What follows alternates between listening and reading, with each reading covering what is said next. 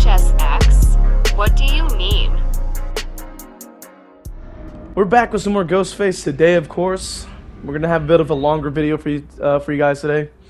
I know I feel like it's been a couple of uploads without a long video, so I feel like this is a good one to start going with. Now, this is me returning to Ghostface after maybe, I would say like a couple of maybe like a couple days, a week maybe of not playing him. Playing a little bit of Unknown lately. So as you can see here, we're trying to stalk her. I should have let go a lot sooner. Ended up marking the Yunjin without really meaning to do that. But because this particular survivor was very cocky, you know what I'm saying? That's the word for it, very overconfident. We decided to mark them instead and go for them as well. So that does apply a little bit of pressure. It just seemed like they're in love with the ball. So we just try to go ahead and break it on that side, zone them toward the back corner of the map over there, as you can see. Now they're going to run over to, of course, the next pallet. Everybody has windows of opportunity on, so they're going to know where the next pallet is. We're not really going to focus on trying to mind game it. We're just trying to push them right back to, you see what I'm doing here? I keep pushing them back to that corner. We don't give them the map. I keep pushing them back to this water tower. And I have Spirit of Fury ready, so even if they decided to use it, they try to go for the vault and they get down immediately. But the subtle things like that are what will guarantee you to get down. It's just because of the fact that you need to break the pallet to keep them zoning back toward that wall. So as you saw, I was able to completely cut off the complete other side of the map by constantly breaking the pallet and pushing them back. You know, and push it somewhere else. And we push them right back in toward the back wall of the map so that they won't be able to do anything there. Now, I was thinking I could leave the gen to fly, but I figured at least let me try to get some stalking. And then we just go back toward the hook because we know that they're going to go for the save very quickly. Two of them are on a gen, so we just immediately go for them because you know that they're going to try to heal potentially. So that's why we try to cut them off from doing that. We do end up getting the right read. But unfortunately, we just don't have the range, and then the wall is not broken. So I tried to go around, but I have to break that wall when I get the chance, so I figure I just gotta leave them if I can. Now, it seems like they're going towards Shack, so I would have been able to use that pallet, but I figure I might as well try to intercept the gen because we are going. We pretty much got rid of the gen. They already got rid of the gen pretty quickly. We're stalking up the next one. This is the way to do it, okay? Like, I'm crouching, trying not to get revealed as quickly. We mark them, and then they just end up dropping the pallet regardless. We're still able to conserve our Spirit of Fury. We use the pallet to recharge our powers so that once I need it again, I'll be able to use it. And then Deadlock will show me which gen that they're working on, which is the one all the way over there. They did end up getting a heal. So you know that they're kind of moving very quickly in this match. We also noticed that once we're walking past this area, the main building is being worked on. We don't really want to focus on that gen. So we just go ahead and get the stalking in as much as possible, as you can see. And then we just ignore it so we can focus on a different area entirely. And try to see which yet another gen is already 99. So we go ahead and kick that. Considering the fact that like the way that they're pathing, they're going toward the right-hand side toward the person on the hook. There's at least two people running for the save, so that's why we want to try to mark up the Rebecca, so that we can at least attempt to go after Yunjin without anybody really being in the way. Now the thing was, I was trying to see who I was marking. I was trying to actually get stunned by that pallet and break it, but they just decided to pre-drop it and keep running. So it seems like we found the weakling. So we did actually use Spirit Fury there, and then they're gonna try to run towards Shack window, which we immediately just found them as well. Now, as you can see, we're already at 3 gens. They've been pushing gens super hard. Multiple gens are 99, so we're gonna have to start getting somebody out of the game as soon as possible. So I figure the best thing to do is to check out my gen spread. I go, okay, this back corner here with the water tower is going to be my spread that I need to rely on now. We're going to try to put them in that location to try to hold that position because we don't have any other ways of getting any pressure on our side here. Now, we don't worry about main building. That gen is just too difficult to be climbing up the stairs 1,000 times trying to catch up to them when they could just jump off and be completely free. So we activate our Night Shroud behind the wall there. We can stalk up the Yui. And then what we try to do is actually break this pallet just so that we're able to get rid of Shack and start getting up our Spirit Fury because they refuse to loop. So that gives me an opportunity. I was trying to maybe go behind the wall, but I'm getting revealed from 2 different directions, the one on the hook and the one behind the Shack. So we have Rebecca a good amount, you have Yui a good amount, Meg is a good amount, like I would say. So we just really have to figure out who's going to close in for the save. Which we have 2 of them in front of me. I know one is going to rotate toward the back. That's why we're trying to cut off that angle from my right side. But they are going to be able to sneak behind me and get the save anyway. So we just focus on trying to get the young Jin out of the game as soon as possible. They're going to try to get in the way, blind, try to distract you. Ooh, no, don't go after her. Don't go after her. I'm like, I'm going to go after her. Like, I'm already at 3 gens. Y'all, like, they were pushing him out. So now I got to push out my kill. You see what they're both trying to do? They're both getting in the way. I normally wouldn't M1 the Yui, but I figured that because I can't even pass without them just standing directly in front of me, and because I'm getting a lot of M1s, they're both injured in my way. So as you can see, I'm only going to go for 2 hits maximum. Then we walk right past them and just try to find the prompt, because we can still get it down, of course, but we don't want to risk them wiggling free with the 3rd M1. So that's why we go for a maximum of 2 if we're near the hook. If we're too far, it's not worth it. But we were that close to the hook, and then because they decided to stay in the area, we're then able to get another person onto the hook for the 2nd state. They end up finishing the gen. As you can see, this is why I needed to get the kill as soon as possible, because we were going to be down to 2 gens with no kills if I were to play, you would argue, fairly. They immediately flew down, so I figure I'm not going to M1 Rebecca. We just want to get the pallet out, which obviously now we can get we can throw out the cooldown, and then we're just waiting for the Meg to come for the save here. But it seems like Rebecca is going to kind of just put herself out in the open there. So what I do is I mark them, and then I break myself out of Shroud by hitting the wall real quick. I hit the wall and not a full swing to try to make the animation a little faster. So now what we do is we go over here, we start breaking this wall, we start getting our cooldown back a little bit faster. They're going to try to think they're faking out the window and stuff like that. We already caught them because we know what we're doing. Spirit Fury activates, but of course they do have off the record. I was trying to swing through to immediately get it out of there.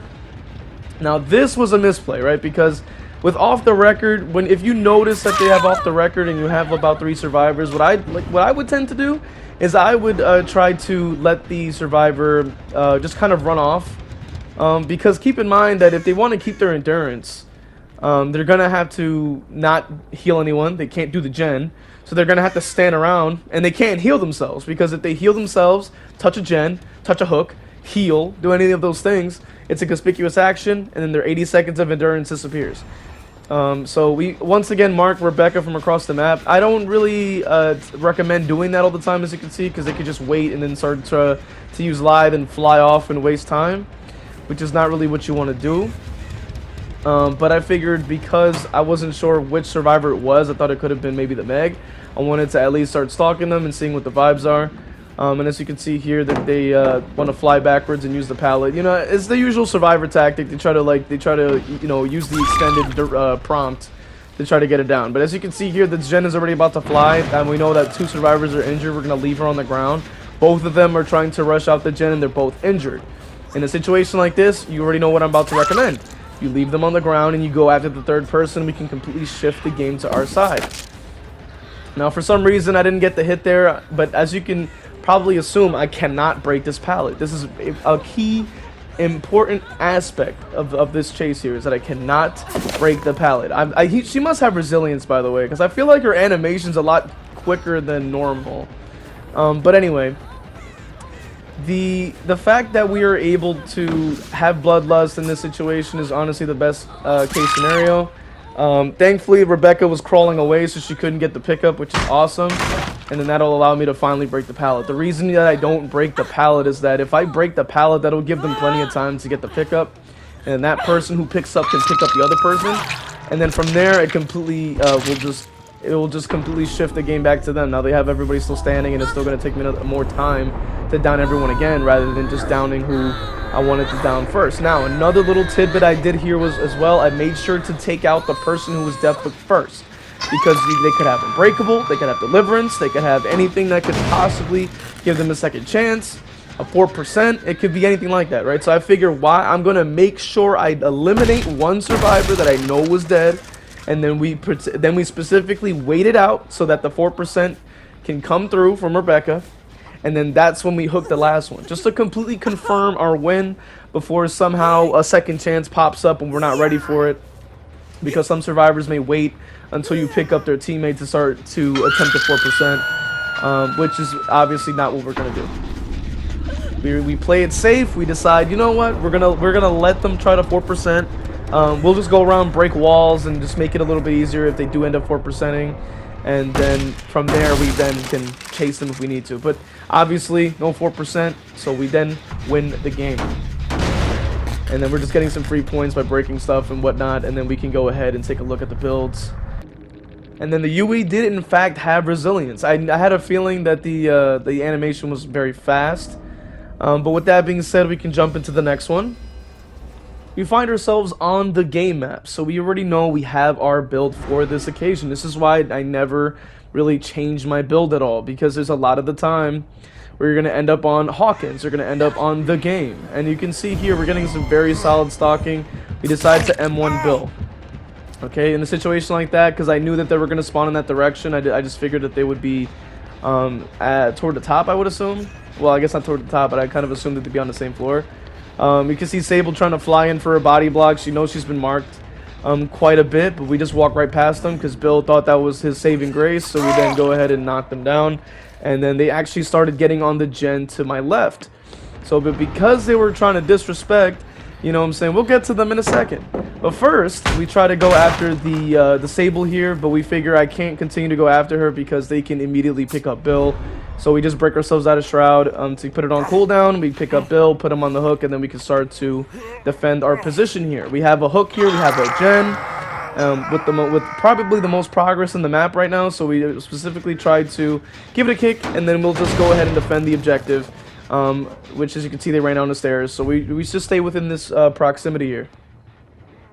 Keep in mind we are playing an M1 killer that doesn't necessarily have a chase ability, depending on your perspective.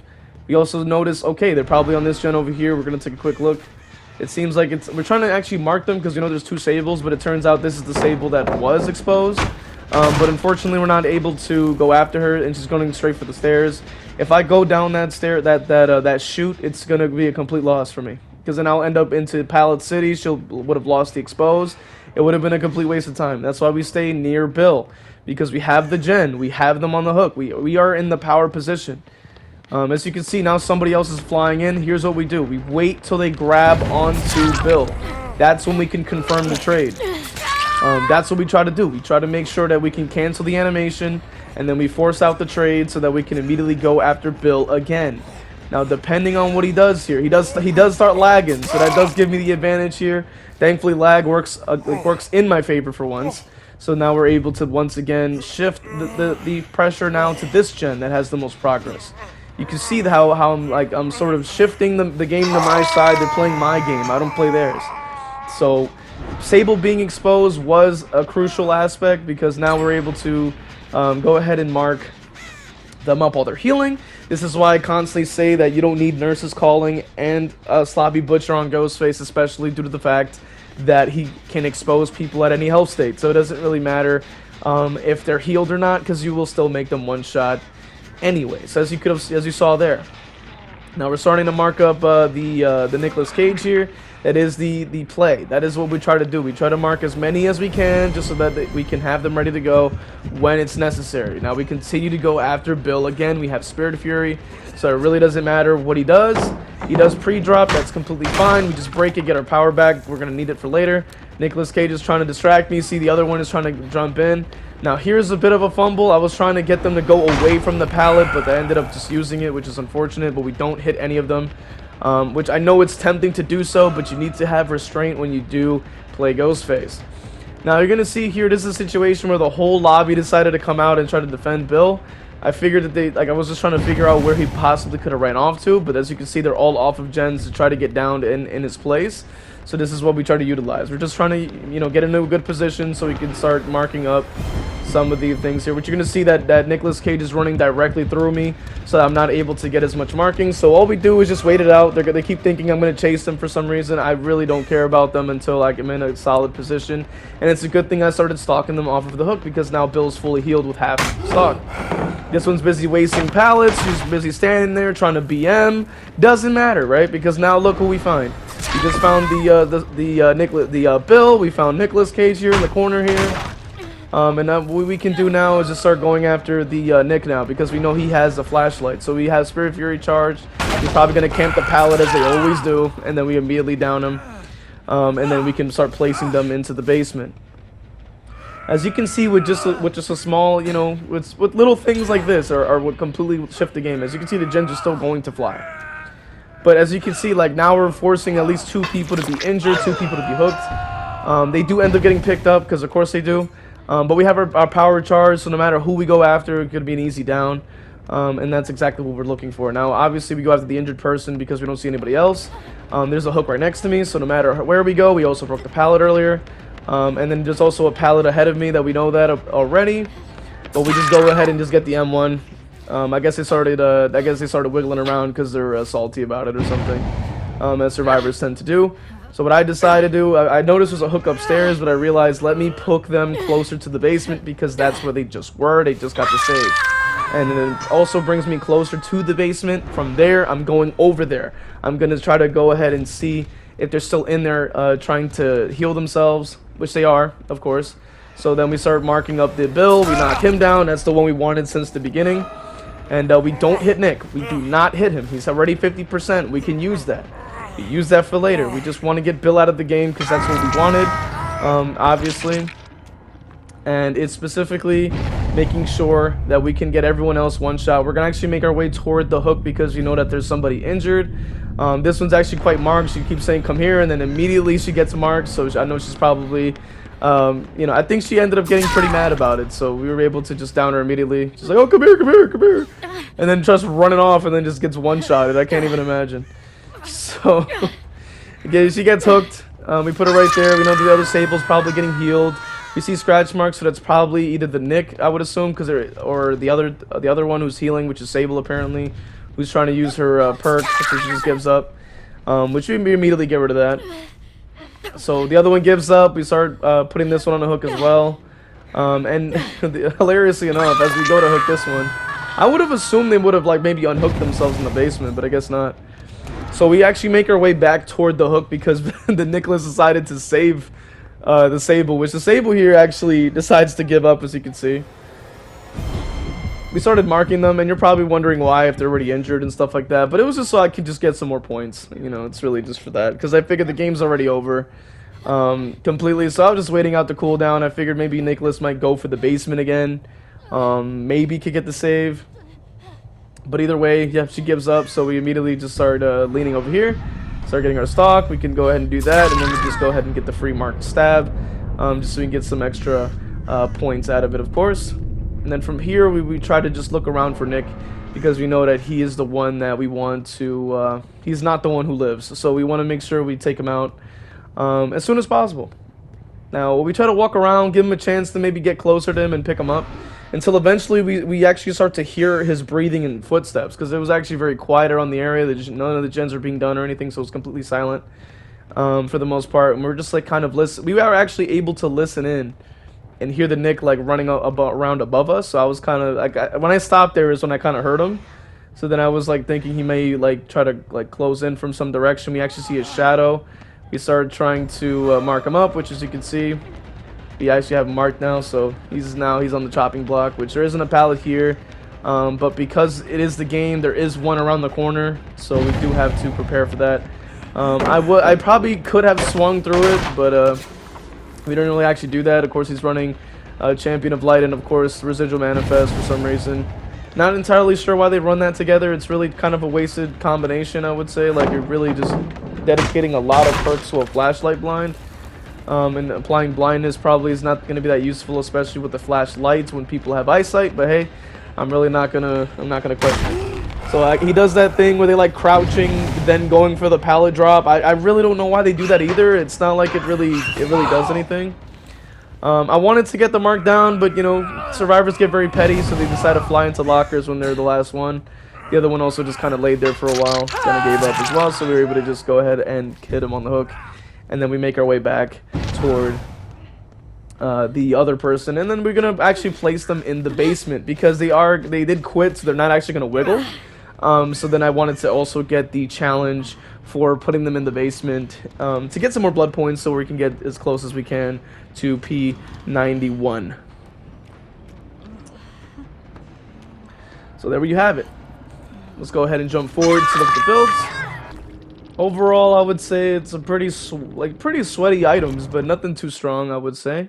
Let's jump right into the next one. So we're on the Wretched shop here on Auto Haven Records. We have the same build as we usually do. We're going ahead and jump into the next one. This one is a little bit of a trickier map because it is quite open. But it is also in a decent formation where we're able to kind of catch people pretty easily because the structures are not too powerful. So we break that wall down because it is next to the window. It'll make it a lot easier to counter it. We immediately start trying to stalk, but of course they're already behind me, so you already know we just immediately go for an M1. Now, I know that this is the strong survivor because you saw like she was keeping an eye on me to see if she can if I'm gonna try to mind game it. And as you saw, I was able to actually finesse her there because she thought I was gonna try to go around, and then she was gonna try to double back and stuff like that. It was definitely very good on my part. I made sure to swing through that pallet to make sure I get it broken. We start leaning off the tree there, get as much stock as we can. Get as much stock on Kate as possible, and then we can immediately start going after this person who doesn't have anything to really use here. So we can actually get the M1 because the window's on that side. She runs to the left of it. Either way, she would have taken an M1 anyway, but they keep trying to fly back toward the shack area. But it seems like this one, alongside with the other survivor who doesn't have any marking at all, so we'll just M1 her if we need to.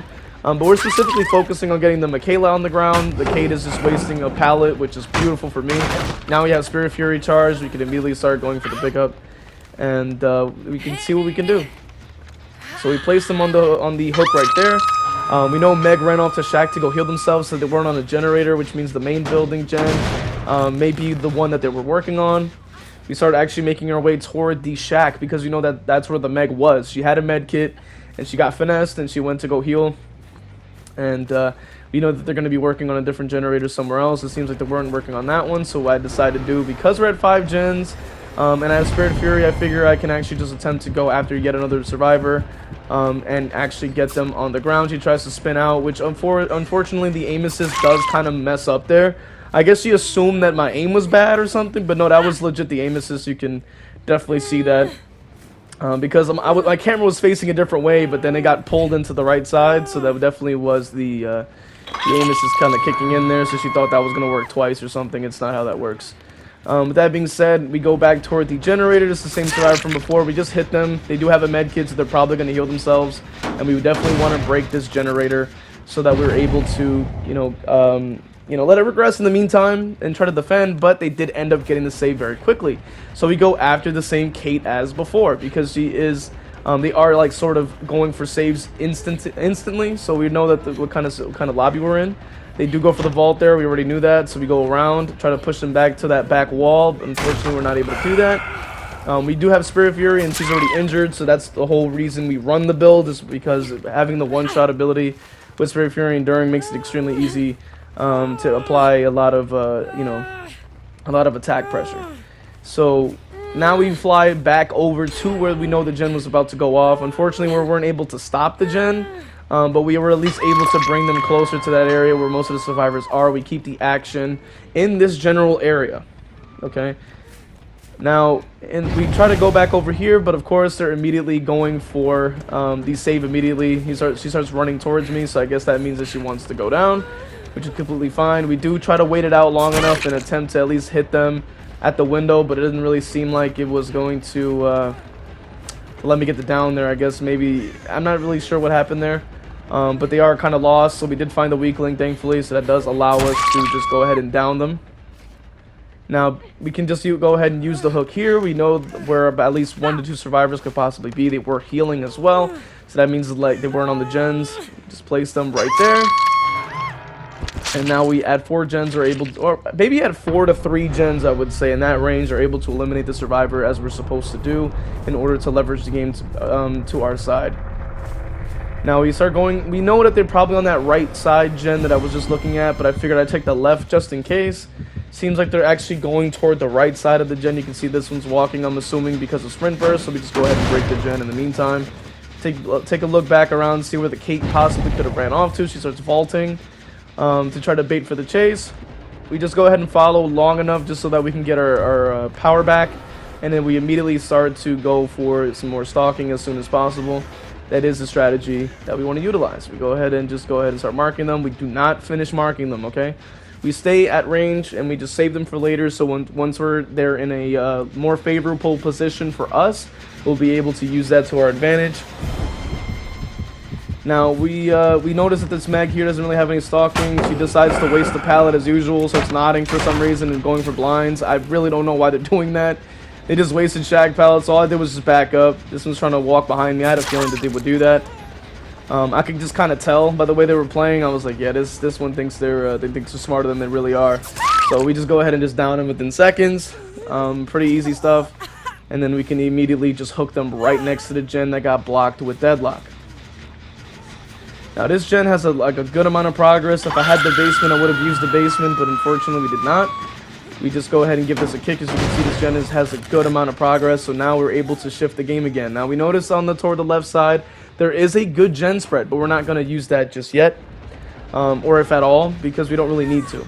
We're next to a gen with a bunch of progress, so that means they're going to have to do a different gen entirely. Even though we have to sacrifice this gen spread, and we at least are able to control at least 2 other gens, and we are able to at least force another survivor to come off of the gen to even go for the save. So you can see the Meg over here is like quitting. Kate just kind of ran off to go do the chest, so we're both just kind of like staring at him like, alright, well, let's go ahead and just put him on the hook again. I really could care less.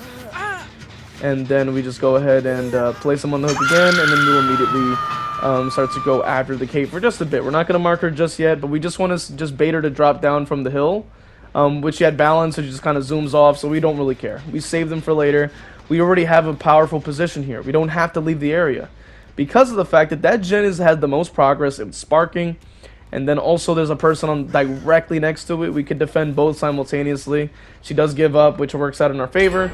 And then they end up finishing another gen completely on the other side of the map, which is exactly what I had assumed would happen. But because there was one person working on it, which was that Michaela, who obviously saw me, so we're going to try to make sure we don't get revealed by the angle that we're walking behind these walls. We can see her through the little crack in the wall, little orange, so you can see that she's there.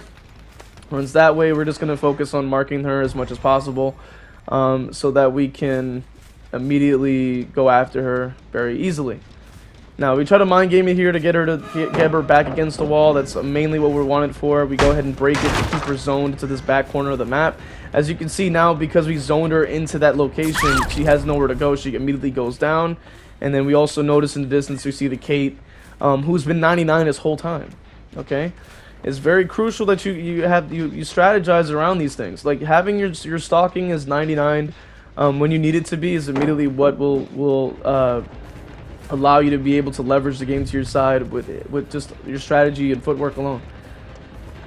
Now this is a part of the strategy, right? So we know that they're gonna do a bad vault. They ran into the basement, I'm assuming, for some reason. I wasn't really sure what they were trying to do. I don't know if it was because they had balance, they were trying to use it again. As you can see, more petty survivor behavior. They tried to just fly into a locker to try to prevent me from getting an actual mark down, which is completely fine because we still get the down anyway from the hook. But we don't really get the points for it, unfortunately. But we do get our challenge. Now we just give that a little kickaroo, you know what I'm saying? Because we just want some extra points. Completely fine. And then we actually go after the other one. After kicking some more gens, getting some more points. You know what I'm saying? Why not? You know what I'm saying? We also want to wait it out too, just to make sure there isn't any 4% happening. Because it is just best to do that when you are playing as the killer, especially a killer like this. If I was playing like Blight or something, I probably wouldn't care as much. But obviously, because you are playing an M1 killer like this, it doesn't have the mobility. We do need to play as ruthlessly as possible. Now we just double check, make sure there isn't any hatch offerings or anything like that. So we just take a look around with our shroud. They're more than likely going to reveal us, and that's what we want them to do, because that is the best strategy. When you're trying to find a survivor on the ground, you can use that, the fact that they'll try to reveal you, to give you that information. As you can see, I let them reveal that time, and then we're able to actually show me where they are on the ground, and then we just go ahead and put them in the hook, and that ends the game. So that is the end of the video for you guys. Hopefully you enjoyed it. Hopefully you learned something from reviewing my gameplays here to try to see if I could have improved anything. I think I played it as well as I could have, and we were able to get really solid wins utilizing the frowned upon strategies that the survivors apparently hate or something. So with that being said, hopefully you guys are enjoying the Ghostface content. Hopefully I'll see you in the next upload. Feel free to join the Discord in the community tab to stay in touch with the community and become a member for exclusive content. And we'll see you in the next one.